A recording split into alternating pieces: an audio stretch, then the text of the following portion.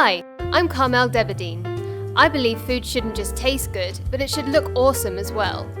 Join me as I bring my kitchen to yours. This is the DB Kitchen. Now, no Christmas or roast dinner meal would be complete without a stuffing. And whereas sage and onion wouldn't exactly fit here, I've gone with a Laab stuffing. So instead of breadcrumbs, we're going to take some puffed and then crushed brown rice and a bit of Thai basil. Finely chop some Thai basil.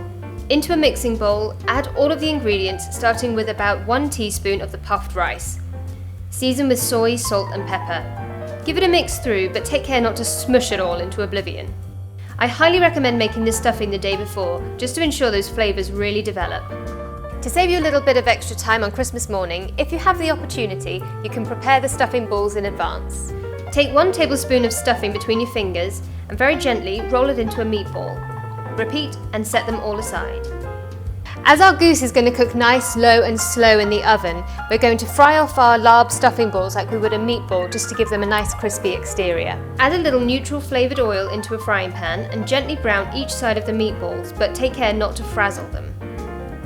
Once we've got a nice brown crust on our stuffing balls, we're going to put them into a foil tray ready for the oven, and do remember to wash it out and recycle it after. Set aside until you're ready to bake.